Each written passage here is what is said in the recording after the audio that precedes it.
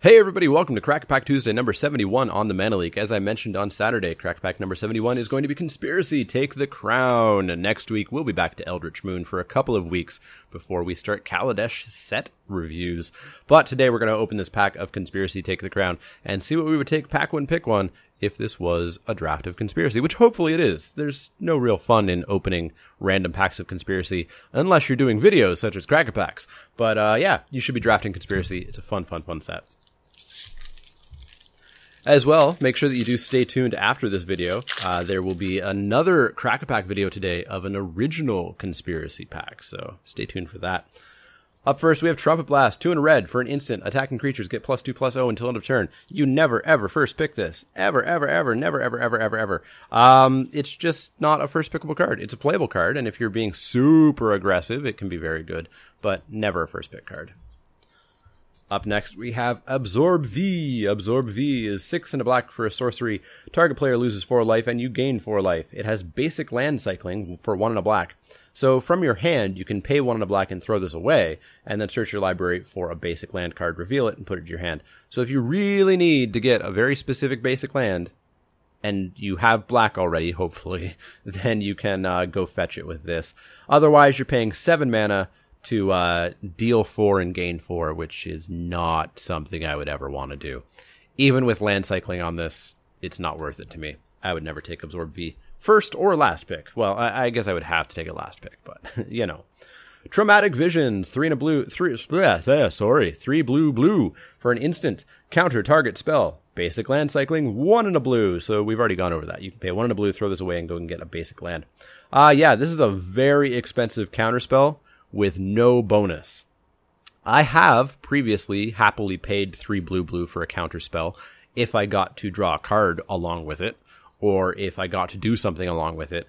But if I'm using this as a counter spell, I'm paying 3 blue purely for the counter, and that's not something I'm ever gonna do. The fact that it does have basic land cycling means that you could use this a little bit earlier to go get the land that you want, or if you don't need the land, then later you do have a counter spell, but that is not something I'm ever gonna do. Ever. Up next, we have Hurlyburly. Hurlyburly is 1 and a red for a sorcery. It says choose one. Hurlyburly deals 1 damage to each creature without flying, or Hurlyburly deals 1 damage to each creature with flying. Your choice. Yeah, this is only good if your opponents are going to have a whole bunch of X1s. And of course, there's no sideboarding in Conspiracy, so this is a sideboard card in a format where sideboards don't exist. I don't think I would ever play Hurlyburly. I don't think there's enough X1s in the format to really justify playing it, so Hurlyburly, out you go. Up next, we have Orchard Elemental. We had one of these in our Saturday Crack Packs. 5 green for a creature elemental to 2/2 Council's Dilemma. When it enters the battlefield, everybody votes for Sprout or Harvest. Orchard Elemental gets 2 +1/+1 counters for everybody who said Sprout, and you get 3 life for everybody who said Harvest. As I said on Saturday, I fully expect that this would be a 4/4 for 6, and you would gain 9 life off of it, which is fine. But it is 6 mana, which is an awful lot. If you're in a ramp deck, I can slightly see this being more playable, but definitely not a first pick. Up next is Throne Warden. Throne Warden is 1 and a white for a creature, human, soldier. It's a 2/2. At the beginning of your end step, if you're the Monarch, put a +1/+1 counter on Throne Warden. So nobody's the Monarch at the start of the game, and then somebody might play a card that says you become the Monarch, or when something happens, you become the Monarch. And then that person is the Monarch, which means they get a token, and they get to draw at their end step.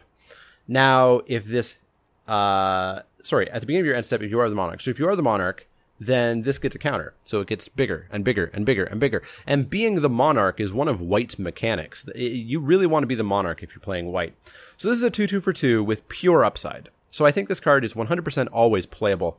I just don't think it's a huge pick early on. Later on, if you have really sort of solidified yourself as being the Monarch deck, then I think you can consider taking it a little bit higher. But yeah, fine playable card. It's a bear with an upside. It's always playable. Up next, we have Ravenous Lucracata. Ravenous Lucracata, 3 and a green for a vigilance creature beast, 2/4. It has vigilance. You can pay 6 and a green to give it monstrosity 3, which means it becomes a 5/7. Fine card, never a first pick. Generally an include in every green deck, especially if you're going to be able to get to that 7 mana, then it becomes a little bit better. It attacks and blocks really well. Yeah, Ravenous Lucracata, never a first pick, but often an include. Up next is Lieutenants of the Guard. Lieutenants of the Guard is 4 white for a creature human soldier. It's a 2/2. It has Council's Dilemma. When Lieutenants of the Guard enters the battlefield, starting with you, each player votes for strength or numbers. Put a +1/+1 counter on Lieutenant of the Guard for each strength vote, and put a 1/1 white soldier creature token onto the battlefield for each numbers vote.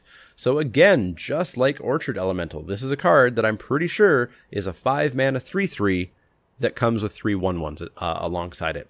So 5 mana for potentially 6 power and toughness seems fine. Now, of course, the thing here, and again with Orchard Elemental, is this card is horrible late in the game after some people have been eliminated. Like, if I'm paying 5 mana, and it's just me and my last opponent, and this is basically a 3/3 for 5 that comes with a 1/1, that is horrible. So Council's Dilemma seems really weak as the game goes on, and unfortunately they're expensive, which means you're going to be playing them as the game goes on.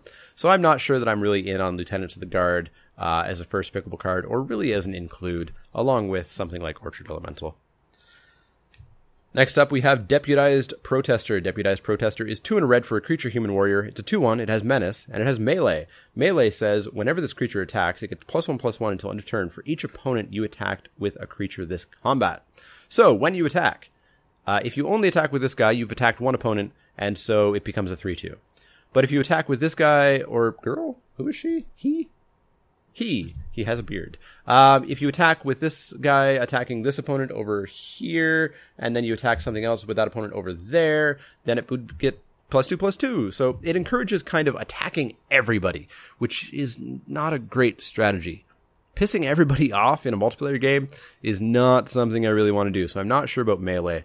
That being said, it is a 2/1 Menace that attacks as a 3/2 at least, which seems pretty good. You know, we had Boggart Brute, which was a 3/2 with Menace for 3, and it was always pretty good. And I think this will be just as good. And if you are in a position where you can attack a few people, then it gets even better. I don't think I would ever first pick it, but I think I would include it probably in every red deck.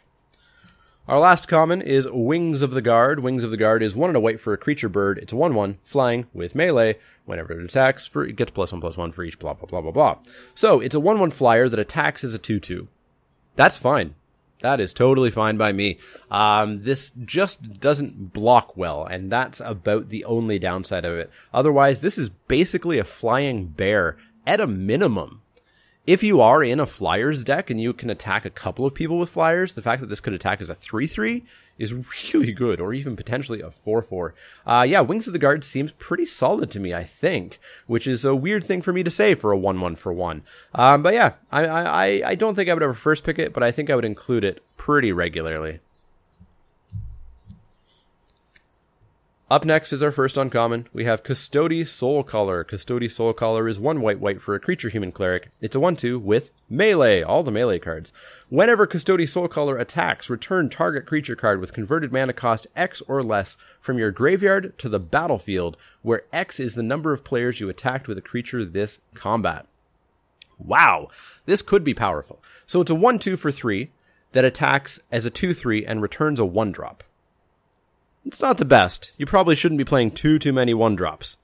But if you attack 2 players, it's a 3/4 that brings back a 2-drop. And you probably have a lot of 2-drops, and they probably are in the graveyard at some point, because 2-drops die pretty regularly. They live briefly and die readily. Yeah, Custody Soulcaller seems really interesting. I would have to play with it to really see how it works out, but I think it could be okay. So I'm actually going to even keep it in the first pickable kind of frame here. But I'm not 100% sure, but I think it could be good. Up next is Diabolic Tutor. Diabolic Tutor is 2 black for a sorcery. Search your library for a card, put it in your hand, shuffle your library. Nope, never, ever, ever. Tutors are not good in Limited. Tutors are just not great. Maybe if it was, Demonic Tutor, if it was 1 and a black, but 2 black, Diabolic Tutor has just never been good in any Limited format. I don't know why it's in this Limited set. It's not something I want, ever. Our final uncommon is Guerrilla War Chant. 2 red-green for an enchantment. Attacking creatures you control get +1/+0 and have Menace. This is really good. If you're going to be red-green aggressive, this card is just insane. Giving all of your attackers +1/+0 and forcing them to be blocked by 2 or more. Super, super solid. I would consider first picking Guerrilla War Chant, even though it is a dual color card, and that's kind of pushing me into red-green. It's still just that powerful. Our rare is Faith's Reward. Faith's Reward is 3 and a white for an instant. Return to the battlefield all permanent cards in your graveyard that were put there from the battlefield this turn. I don't think there's really anything you can do with this card in Limited. Obviously, this is a huge part of the Eggs deck in Modern, if that still exists. I don't know if it exists after the ban or not. But just not something that you can ever really pull off in Limited. In Limited, you're probably going to get back like a creature, maybe 2. And it costs 4 mana, so you're going to have to keep up a lot of mana. It's not something I would ever consider for Limited, unfortunately. Finally, we have our Conspiracy. Let's see if it's a good one. We have Assemble the Rank and Vile. That's a pretty good pun. Conspiracy, Hidden Agenda. Start the game with this Conspiracy face down into command zone and secretly name a card. You may turn this card or this Conspiracy face up at any time and reveal the chosen name. Creatures you control with the chosen name have, quote, when this creature dies, you may pay black. If you do, put a 2/2 black zombie creature token onto the battlefield tapped. Yeah, I don't know about that. Paying a black to get a 2/2 for creatures that are going to die, and ideally that I'm going to have a large number of. I have a hard time figuring out if that would be good or not. I would have to play with this or see it played to really figure it out. My instinct is that it's not actually that good. Not actually that good. I feel like at best you're probably going to get 3 or 4 copies of something that is actually playable, and being able to turn them into 2/2s when they die, that's just not high impact enough for me. I don't think Assemble the Rank and Vile is actually that good, so it's not going to be first pickable. So that seemed like a weak pack to me. I mean, maybe there's cards in there that I just haven't experienced yet, but I think that was a pretty weak pack. I think we're looking at Guerrilla War Chant or Custody Soulcaller, and I think I'm just going to go for Guerrilla War Chant. I see the power behind Soulcaller, but you are really going to have to be attacking a lot of people at random. Guerrilla War Chant, you're attacking people, but you can just attack one, a whole bunch, and then attack a different one once they're dead. So I am going to take the Guerrilla War Chant. Let me know what you would have taken. Do you think you could go off with Faith's Reward? Is Assemble the Rank and Vile actually good? Let me know in the comments down below. As always, if you have any questions, comments, or suggestions, you can find me on Twitter at TheManaLeak. That's L-E-E-K, like the vegetable, not the card. You can find me at Facebook.com/TheManaLeak and Twitch.tv/TheManaLeak. You've already found me here on YouTube. You've got that comment section down below. Please make use of it. Click that thumbs up icon if you like the content, and click subscribe if you haven't already to make sure that you see all the newest content as it gets posted. But, as always, if you have any questions, comments, or suggestions, let me know. Otherwise, I will see you all next time.